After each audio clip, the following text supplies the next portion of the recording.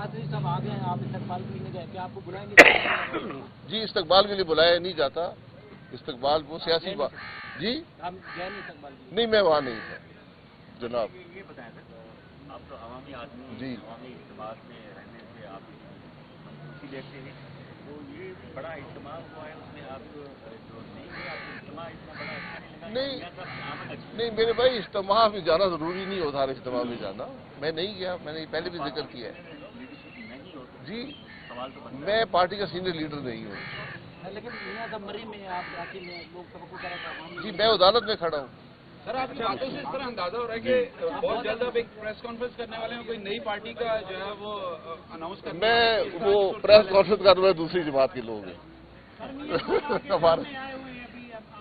जी, जब हुक्म फरमाएंगे जी। अच्छा, ये बताएं सर, अगली जो फैसला है मिलिट्री कोड को खत्म कर दिया गया है, तो आप इस बात करते हैं सुप्रीम कोर्ट के फैसले के साथ? मैं पहले कहता रहा हूँ कि कोई स्टैंडिंग मिलिट्री कोर्ट नहीं है, कम से कम मेरी नॉलेज में नहीं है। हो सकता है ख्वाजा नवीद साहब बता दें को है या नहीं है। मिलिट्री में कोर्ट मार्शल होता है, एक समरी कोर्ट बनाया जाता है, वो कोर्ट मार्शल करता है। उसमें कुछ जुरिस्डिक्शंस हैं जहां पर सिविलियन अगर मुलव्वस हो किसी ऐसे मामले में किसी फौजी अफसर के साथ, तो उसका आप कर सकते हैं, उसको वहां पर ट्रायल कर सकते हैं, और माजी में हुए भी हैं। लेकिन अब सुप्रीम कोर्ट ने वाज़ेह इंस्ट्रक्शंस दे दी है कि ये ट्रायल नहीं हो सकेंगे, तो फिर जो भी दूसरा अदालत है उसके अंदर वो ट्रायल हो जाएगा। अच्छा शाहिद साहब, आप नैब कानून पर पहले भी तनकीद करते रहे, आप भी तनकीद करते हैं, लेकिन जब आप वजीर आजम थे, बतौर वजीर आजम, तो आपने इस कानून को रिपील करने की कोशिश नहीं की, या बल्कि अटेम्प्ट कोई की नहीं आपने। दूसरा ये सुप्रीम कोर्ट ने एक नई नज़ीर बना दी है कि एक लाइव कवरेज का सिलसिला कोर्ट में, तो आपकी एक डिमांड होती थी, आप डिमांड करेंगे? जी बिल्कुल, मैं अभी आपसे सामने कह चुका हूँ कि यहाँ भी कैमरे लगाएं और लाइव बताएं लोगों के हो क्या रहा है। उनको बताएं कि हम हर दूसरे तीसरे हफ्ते पेश होते हैं और फिर तारीख मिल जाती है। हकीकत बताएं अवाम को। और जो नैब की बात है, मैं हमेशा कह चुका हूँ कि इसको कोई एक जमात एक शख्स रिपील नहीं कर सकता, ये कंसेंसस से होगी। 2013 से 18 तक से बड़ा काम हुआ, लेकिन आखिरी वक्त पे उसमें जो सेनेट के अंदर बिल था उसको वहाँ पे ना पीटीआई ने सपोर्ट किया, हालांकि पहले वो सब ख्वाहिशमंद थे, ना पीस पार्टी ने सपोर्ट किया। भाई साहब, ये बता दें, मियां साहब आ चुके हैं, क्या आपका उनसे मुलाकात का इरादा है? नंबर 1, या आपका सियासी लाएमल आइंदा का क्या होगा? क्या नून लीग के टिकट पर आप इलेक्शन लड़ेंगे? मेरे भाई, सियासी लाएमल मैं बता दूंगा। आज सियासत की बात आपने करनी है तो लहदा प्रेस कॉन्फ्रेंस कर लें। सियासी लाएमल ये है कि मैं पहले कह चुका हूँ कि जो मुल्क की मौजूदा सियासत है इसके अंदर मैं इलेक्शन लड़ने का कायल नहीं हूँ, कम से कम 20 दफा कह चुका हूँ। क्योंकि ये जो सियासत है ना, ये इलेक्शन जो है ये मुल्क के को रिलीफ दे पाएंगे। अच्छा, बता दीजिएगा सर, मीडिया पे नून लीग से अलग हो रहे हैं आप?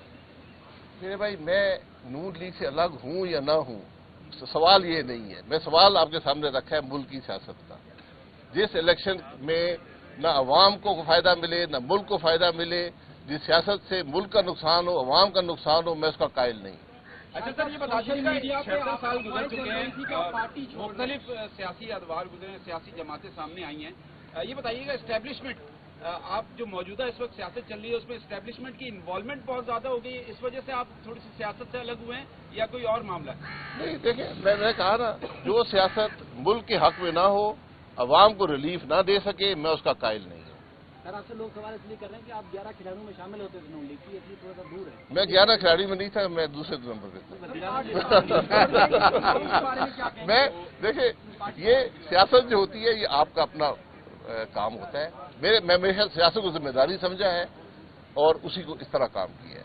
जब मैं जिम्मेदारी पूरी ना कर सकूं, जब मैं जिस बात का कायल ना हूं, उसमें हिस्सा नहीं लेता। शाहिद साहब, ये सवाल बार बार इसलिए आ रहा कि एक री इमेजिनिंग पाकिस्तान का एक गलगला उठा, पूरे पाकिस्तान में आप लोगों ने सेमिनार किए, फिर अचानक नई पार्टी का शोर शुरू हो गया, फिर अचानक पता चला जी आप मियां साहब से मुलाकात के लिए लंदन पहुंच गए, उसके बाद दाएं फिश।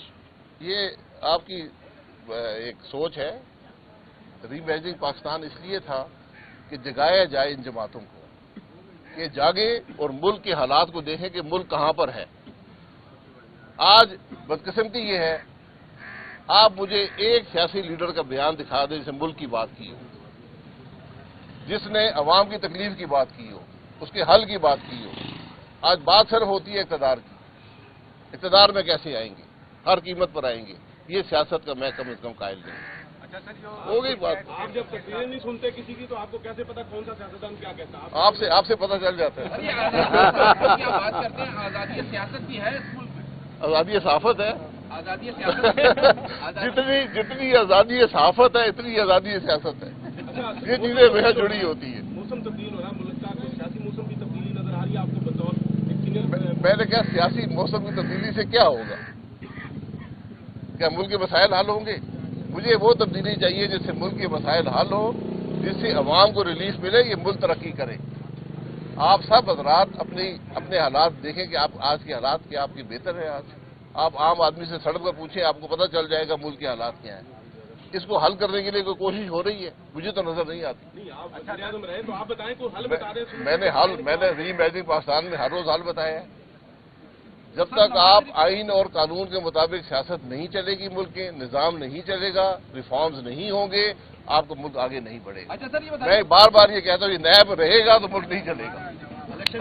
नवाज शरीफ साहब ने एक दावा किया है कि अब हम आगे सियासत में चेंज भी आएगी और ये मुल्क तरक्की भी करेगा, बहुत सी नई पॉलिसीज जो है वो अपने साथ लेके आए। आप इत्तेफाक करते हैं? ठीक बात है जी, अच्छी बात है। मैं कह रहा हूँ पॉलिसीज आए, अवाम के सामने आए, उनको हल बताएं कि हल क्या है, रास्ता क्या है। और मैंने बार बार कहा है कि अगर आज मुल्क के सियासतदान, मुल्क के असली लीडरशिप, मुल्क की जुडिशल लीडरशिप इकट्ठी नहीं बैठेगी, मुल्क के मसाइल का हल नहीं निकलेगा। ये बात याद रखें। आज अगर हमको मुल्क का एहसास हो, ये 6-7 लोग हैं, 8 लोग हैं, 10 हैं, जितने भी हैं, एक टेबल पर अवाम को बैठे हुए नजर आए, उनकी तकलीफ की बात करते हुए नजर आए, मुल्क के मसाइल का हल ढूंढते हुए नजर आए, फिर मुल्क आगे चलेगा। वरना हमने माजी में भी बहुत मार खाई है, इसके बाद भी मार पड़ी है। आपकी सियासी बसीरत क्या कहती है? क्या इलेक्शन अगले 3 महीने में, 6 माह में आप होता हुआ देख रहे हैं? ये मेरी सियासी बसीरत का काम नहीं है, ये कानून और आइन का काम है। आइन के तहत इलेक्शन होंगे, इलेक्शन कमीशन ने कराने हैं। अगर वो कहते हैं कि जनवरी में होंगे तो उनकी बात पर यकीन करना पड़ता है। आप जैसा आदमी अगर इस सिस्टम से मायूस है तो अवाम खैर की तो कैसे रख सकती है कि मुल्क में? मैं कभी मायूस हो नहीं सकता, मेरे पास ये गुंजाइश नहीं है। अच्छा, अगर मियाँ साहब इलेक्शन होते हैं पाकिस्तान में, तो वो है कि जनवरी नहीं तो मार्च तक हो जाएंगे, अगर वो जिस तरह आए हैं लगता है कि वो वज़ीर-ए-आज़म बनेंगे, तो आप उनकी कैबिनेट में होंगे? नहीं, मैं देखिए, मैंने पहले कहा कि मैं सिलेक्शन का ही कायल नहीं हूँ, कैबिनेट में कैसे हो? सदाकत अब्बासी साहब वहाँ से इलेक्शन लड़े, वो कायल हो गए अब। अच्छा सर, ये आपने बात की है कि 8-10 बस लोग ठीक है बैठे इस टेबल पे, जी। तो उसमें खान साहब की भी आप ये मांग करें? जी, सब जो पॉलिटिकल लीडर्स हैं, रिहा हो या ना हो, पेरोल पे आ जाएं, लेकिन बैठना पड़ेगा। ये बात समझनी पड़ेगी हमें। नहीं बैठेंगे तो फिर कल बैठना पड़ेगा, नुकसान ज्यादा होगा। कल नहीं बैठेंगे तो परसों बैठना पड़ेगा। तो बेहतर है कि आज बैठ जाएं। लेकिन शाह साहब जो बात आप समझाना चाह रहे हैं, खान साहब तो किसी के साथ हाथ मिलाना नहीं चाहते, बैठना नहीं चाहते। बस फिर नहीं होगा, फिर सबको तकलीफ होगी। एक दिन तो बैठना ही पड़ेगा। पेरोल के बजाय पेरोल पे ज्यादा होते हैं सर।